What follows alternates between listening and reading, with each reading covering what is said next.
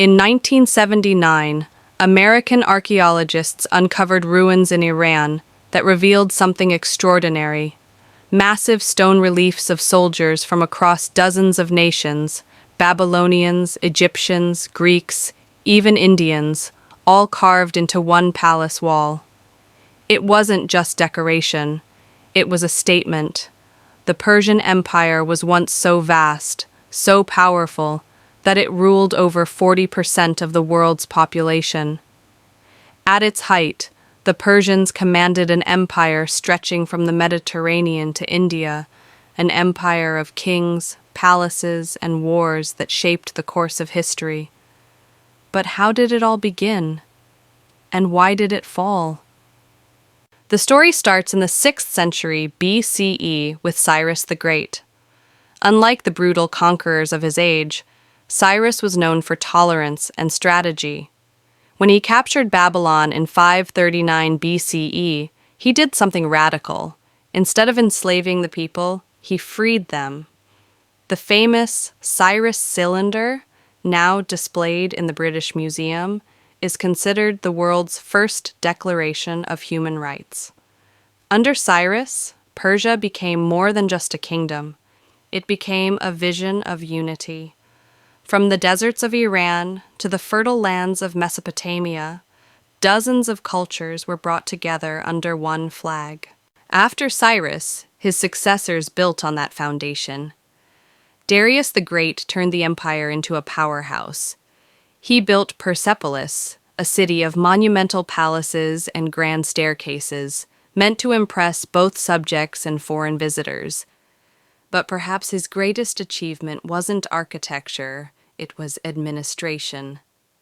Darius divided the empire into provinces called satrapies, each governed locally but loyal to Persia. He built the Royal Road, a highway stretching nearly 1,700 miles, allowing messages to travel from one end of the empire to the other in just a week. For comparison, in America, a message traveling the same distance by horseback in the 18th century would have taken over a month. The Persians were centuries ahead in communication. But empires always face rivals. For Persia, it was the Greeks. When Darius tried to expand westward, he faced resistance from small Greek city-states. His successor, Xerxes, launched the famous invasion of Greece in 480 BCE. With a massive army and navy, the Persians seemed unstoppable. Yet at battles like Marathon, Thermopylae, and Salamis, the Greeks managed stunning victories. The Persians remained powerful, but their aura of invincibility was cracked. These wars weren't just battles. They were cultural showdowns between East and West, still remembered in Western history as defining moments of freedom against empire. Despite wars, Persia thrived as a center of culture. The empire allowed freedom of religion, letting Jews return to Jerusalem, Egyptians worship their gods, and Indians keep their traditions. Persians also pioneered engineering. Their underground canals, called qanats, carried water across deserts, a system so effective that some are still used today in Iran. They introduced standardized coins, making trade easier across continents.